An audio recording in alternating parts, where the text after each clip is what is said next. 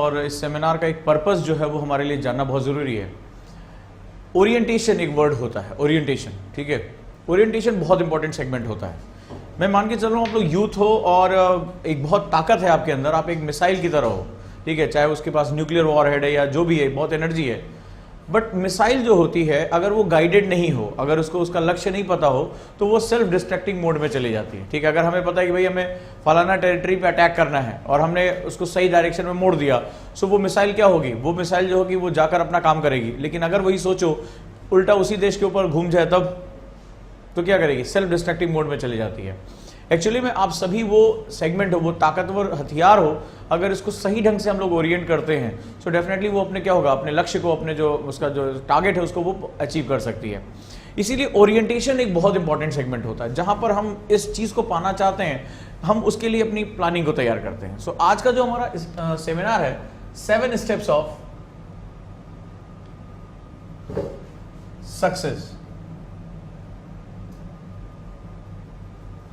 मैं आपका गाइड ओजांक इस विषय पर आज बात करने जा रहा हूं और कोशिश ये करूंगा कि आज के सेमिनार के बाद, चाहे आप सेल्फ प्रिपरेशन कर रहे हो, चाहे आप किसी के मार्गदर्शन में कर रहे हो, चाहे अभी आप प्लान कर रहे हो प्रिपरेशन करने के लिए, आपकी जो प्रिपरेशन है उसको एक रास्ता मिले, और न सिर्फ रास्ता मिले, सही रास्ता मिले, और सही रास्ता ऐसा हो जो टू द पॉइंट हो और कम समय में आप अपने मकसद तक पहुंच सके। जिस सपने के साथ, जिस डिजायर के साथ आप यहाँ आए हैं इतनी दूर दूर से, वो सभी जो है वो आपका कंप्लीट हो। तो 7 स्टेप ऑफ सक्सेस में हम लोग बात करें तो सबसे पहले हमारा होता है स्टेप 1।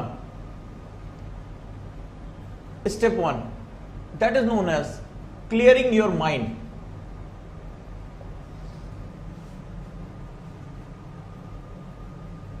राइट, अपने दिमाग को साफ करो। सबसे बड़ी बात, इस एग्जाम को आप क्यों देना चाह रहे हो, क्या कारण है आपके, और उसको कैसे करोगे, उससे पहले जो है वो जाने से पहले आपके दिमाग में जो चीजें हैं उनको बहुत ज्यादा जो है वो जो फालतू है उनको निकाल कर फेंक दो। जैसे somebody said it is one of the hardest examination, ठीक है, ये देश का सबसे कठिन इम्तहान है। कुछ लोग, कई तुमने सुना होगा, इसमें बहुत पढ़ना पड़ता है, तुमने दूसरा ये सुना होगा, इसमें बहुत ब्रिलियंट लोग जो होते हैं वो सेलेक्ट होते हैं, हर कोई इसमें सेलेक्ट नहीं हो सकता, वो जो बहुत प्रिविलेज है वो सेलेक्ट होते हैं। ये पढ़ा होगा ना, जिसका बहुत बैकग्राउंड होता है, जिसके घर में कोई IAS PCS होता है, वही सेलेक्ट होता है। तो सबसे पहले अपने दिमाग से ये सारा जो कूड़ा है वो निकाल कर फेंक दो, ठीक है। ना तो ये देश का सबसे टफ एग्जाम है, ना तो इसमें बहुत ब्रिलियंट लोग सेलेक्ट होते हैं, ना तो इसमें जो है वो बहुत ज्यादा आपको लंबे घंटे जो आपके मेजरमेंट के होते हैं वो कोई आपके सफलता का मानक हो सकता है, और ना इसमें आपकी पृष्ठभूमि की, आप बहुत अमीर घर से हो, बहुत प्रिविलेज हो, आपके घर में IAS PCS होंगे तभी आप IAS बनेंगे, ये सारी चीजों को निकालकर पहले बाहर फेंक दो, ठीक है। अगर आपकी स्ट्रैटेजी सही है तो ये देश का सबसे इजी एग्जामिनेशन है। 12th क्लास लेवल तक के जो क्वेश्चन है वो पूछे जाते हैं, जनरल अवेयरनेस के क्वेश्चन होते हैं, कोई बड़ी विद्वता नहीं होती, और यूपीएससी खुद कहता है कि हम अभ्यर्थी की जो है वो सामान्य योग्यता चेक करना चाहते हैं, उसका एक जो है वो एटीट्यूड चेक करना चाहते हैं, उसकी मेमोरी चेक करने नहीं जा रहे हैं, वो कितना रट कर बैठेगा। ये यूपीएससी हमेशा अपने नोटिफिकेशन में लिख कर देता है। बहुत ज्यादा ब्रिलियंट लोगों का एग्जाम है तो भैया 50% लोग तो ऐसे होते हैं जो कभी फर्स्ट डिवीजन नहीं आए। तो इसका सीधा सा मतलब है, जहां मैं अपनी बात शुरू करने जा रहा हूं, कि व्यक्ति नहीं व्यक्तित्व का इम्तहान है, राइट। और एज अ पर्सनालिटी आपको अपने आप को क्या करना पड़ता है, स्टेप बाय स्टेप बिल्ड करना पड़ता है। दीवार है, ये छत इस दीवार पर टिकी हुई है, ठीक है, इतना बोझ ये सह रही है, लेकिन ये जो दीवार है ये ईंट ईंट जोड़कर बनी हुई है। सो योर पर्सनालिटी जो होगी, वो आपकी जो व्यक्तित्व है वो रातों रात चेंज नहीं होने जा रहा है, ये स्टेप बाय स्टेप बनता है। आपको इस प्रिपरेशन में जाना पड़ता है, और अपने दिमाग को जो आप क्लियर कर लो सबसे पहले, और लिखना शुरू करो मेरे साथ, इस सेमिनार को राइट डाउन करो। जो चीजें मैं आपको बताने जा रहा हूं वो पता नहीं दोबारा आपको कभी सुनने को मिले या ना मिले, जानने को मिले या ना मिले। आज इस क्लास से, इस सेमिनार से उठने के बाद आप ये विचार नहीं करेंगे कि मुझे तैयारी के विषय में सोचना है। आज से, इसी क्षण से आपकी तैयारी, आपका IAS बनने का व्यक्तित्व शुरू हो जाना चाहिए, बिकॉज एवरी मिनट काउंट्स। और अगर आप, आज मैं प्रूव कर दूंगा इस सेमिनार के बाद कि आपका एक ही दोस्त और एक ही दुश्मन है, सेम चीज, एक ही चीज जो है वो दुश्मन है और एक ही चीज दोस्त है, और वो है समय। अगर आपने समय का सही उपयोग नहीं किया तो ये आपको मार देगा, और अगर आपने इसको सही उपयोग कर लिया तो आने वाले समय में आपको दुनिया जो है वो सफलतम व्यक्ति के रूप में याद रखेगी, राइट। लेकिन हम जब किसी भी महान काम का शुरुआत करते हैं, महान स्टेप की शुरुआत करते हैं, तो सबसे पहले हमें अपने दिमाग को क्लियर करके रखना पड़ता हो, क्योंकि दिमाग को क्लियर करने से हमें जो सबसे बड़ा फायदा मिलता है वो ये मिलता है कि आपको फर्स्ट पॉइंट और एंड पॉइंट दोनों क्लियर होते हैं, राइट। फर्स्ट पॉइंट और एंड पॉइंट दोनों क्लियर होते हैं। ज्यादातर हमारा स्टूडेंट करता क्या है, उसको फर्स्ट पॉइंट पता होता है, yes I am started study, ठीक है, मैंने जो है पढ़ाई शुरू कर दी, मैंने तैयारी शुरू कर दी, बट वो ये नहीं जानता कि मुझे इस पढ़ाई के माध्यम से कहां पहुंचना है, कैसे पहुंचना है, कब पहुंचना है, किसके माध्यम से पहुंचना है, उसको इसके बारे में कोई पता नहीं होता। लेकिन जो एक स्मार्ट स्टूडेंट होता है, राइट, जैसा कि मैं मान के चल रहा हूं, जो एक स्मार्ट स्टूडेंट होता है वो अपनी इनिशियल पॉइंट और अपने फाइनल पॉइंट दोनों के विषय में जानता है कि मुझे एक्स से वाई का जो सफर है वो कैसे, कब, किन संसाधनों के द्वारा, किसके द्वारा मुझे अपनी बात को पूरा करना है, राइट। सो यहां पर उसका विजन जो होता है वो बहुत क्लियर होता है कि मुझे अपने इस पूरे सफर को कैसे प्लान करना है,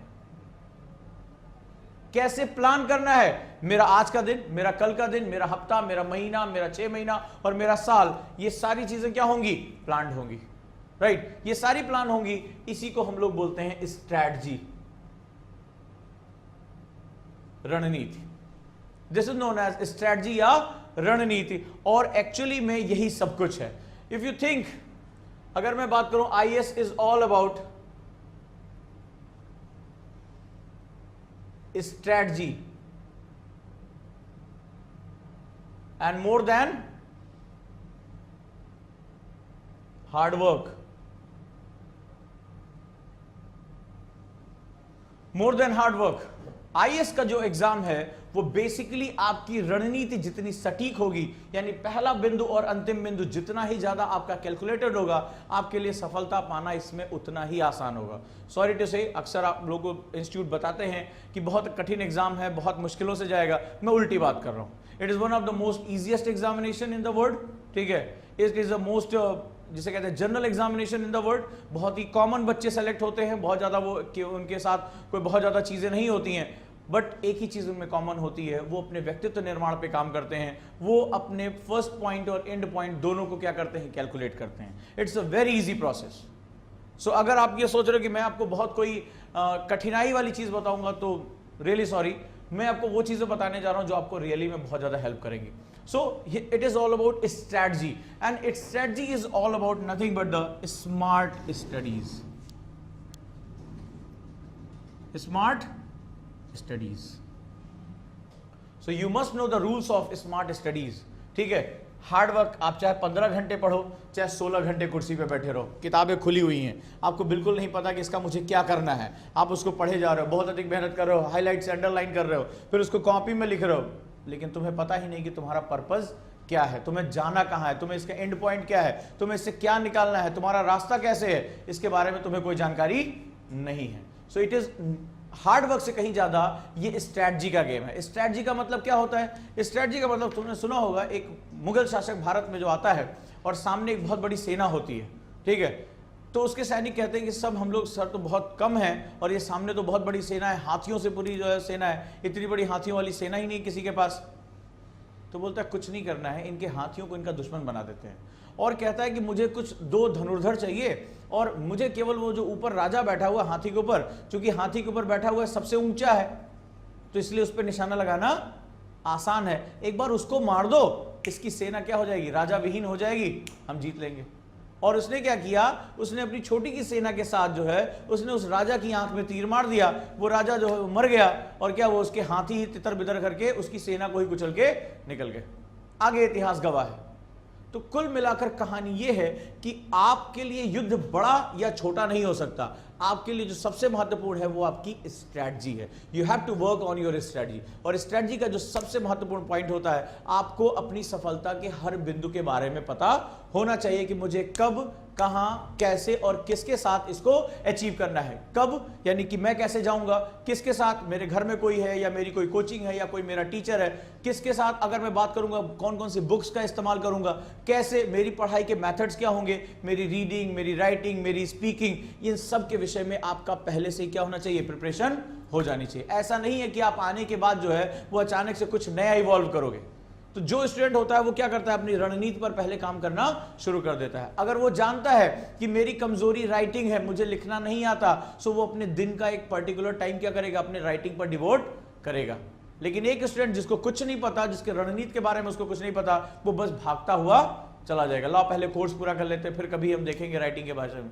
तो यहां स्ट्रेटजी आपका जो होता है वो स्टेप 1 होता है, राइट। और इसमें हमें क्या करना होता है, हमें सबसे पहले अपनी प्लानिंग फर्स्ट पॉइंट और एंड पॉइंट दोनों प्रिपेयर करने होते हैं। आप कैसे कैसे इसको जाओगे।